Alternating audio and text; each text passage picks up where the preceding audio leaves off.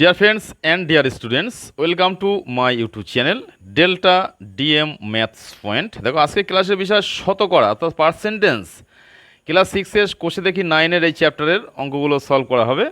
তবে তোমরা যারা চাকরির পরীক্ষা দেবে এবং 6, 7, 8 এ পড়ো, যারা শতকরা বিষয়ে কিছু প্রবলেম আছে তারা আজকে ক্লাসটা করলেই বুঝতে পারবে যে শতকরা বিষয়ক অঙ্ক কিভাবে শিখতে হয়। আগের ক্লাসে এই সমস্ত অঙ্কগুলো আলোচনা হয়ে গেছে অলরেডি। এই 4 দাগের অঙ্কগুলো আমি আলোচনা করেছি।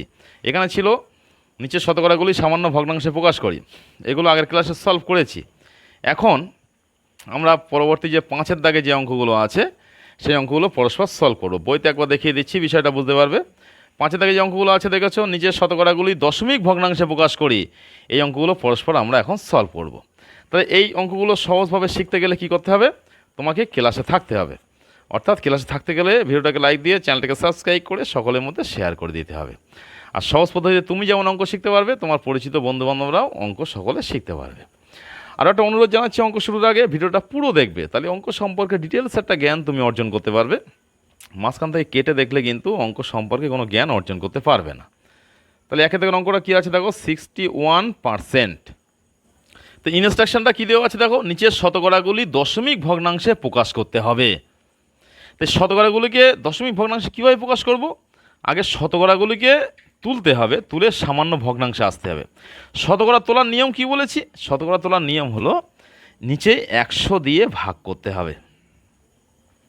শতকরা তোলার নিয়ম হলো এই চিহ্ন তুলতে গেলে বলেছি, এর আগের ক্লাসেও বলেছি, এখনও বলছি, নিচে 100 দিয়ে ভাগ করতে হবে। এবারে কি, এই ভাগ করার পর এখানে কিন্তু অ্যান্সার হতো, কিন্তু আর একটা কথা বলা আছে, দশমিক ভগ্নাংশে প্রকাশ করতে হবে। তাই দশমিক ভগ্নাংশে প্রকাশ করার নিয়ম কি? যেহেতু নিচে দুটো শূন্য আছে, মানে হরে দুটো শূন্য থাকলে উপরে ডান দিক থেকে দুটো সংখ্যার পরে দশমিক হবে।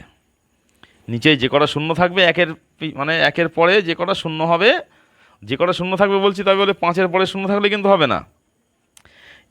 একের পরে যে কটা শূন্য থাকবে হরে, লবে এসে ডান দিক থেকে সেই কটার পরে দশমিক হবে। তাহলে কটা শূন্য আছে? দুটো শূন্য। তাহলে এখানে দুটোর পরে পয়েন্ট হবে একটা, দুটো পয়েন্ট এখানে বসবে, আর পয়েন্টটা বাঁদিকে খালি থাকে না বলে একটা শূন্য বসিয়ে দিতে হবে। এটা কিন্তু অঙ্কের অ্যান্সার হয়ে গেছে। 2 থেকে অঙ্কটা সলভ করছি, দেখো 3% আছে। নিয়ম অনুযায়ী পার্সেন্ট চিহ্ন তুলতে গেলে কী করতে হবে বলেছি? 100 দিয়ে ভাগ করতে হবে। এবারে কি করতে হবে? এবারে আমাকে দশমিককে পরিণত করতে হবে। দুটো শূন্য আছে মানে ওপরে ডান দিক থেকে দুটোর পরে দশমিক হবে, কিন্তু এখানে এতে একটা সংখ্যা আছে, আর একটা সংখ্যা কোথায় পাবো? না থাকলে একটা শূন্য বসিয়ে নিতে হবে। ডান দিক থেকে দুটো সংখ্যার পরে দশমিক হবে, দশমিক খালি বসানো বলে বাঁ দিকে একটা শূন্য। তাহলে কত সহজ পদ্ধতিতে অঙ্কগুলো সলভ হচ্ছে দেখো। একটা নিয়ম যদি তুমি সঠিকভাবে শিখে রাখো, তাহলে কিন্তু অঙ্কগুলো করতে তোমার কোনো প্রবলেম হবে না। তুমি সমস্ত অঙ্কই সহজ পদ্ধতিতে শিখতে পারবে। আর এই চ্যানেলের একটাই কাজ, সেটা হচ্ছে সহজ অঙ্ক সহজভাবে শেখানো। কঠিন অঙ্কটাকে তো সহজভাবে শেখানো যায়, কিন্তু সহজ অঙ্কটাকে কিন্তু সহজভাবে শেখানোটাই কঠিন। তো যাই হোক, পরবর্তী অঙ্কে চলে আসছি। অঙ্কটা কি বলছে দেখো, অঙ্কটা আছে 105%। এটাকে শতকরায় ভাঙার পরে দশমিকে পরিণত করতে হবে। 105 শতকরার এই চিহ্ন তুলতে গেলে নিচে একটা 100 হবে। এবার কি করব? নিচে যেহেতু দুটো শূন্য, ওপরে ডান দিক থেকে দুটো পরে দশমিক হবে, তাহলে 1.05। বিষয়টা বোঝা গেল? তাহলে কত সহজ পদ্ধতিতে অঙ্কগুলো সলভ করছি। এখানে ভিডিওটা স্টপ করো, করে পরবর্তী যে দুটো অঙ্ক আছে তুমি নিজে নিজে সলভ করো।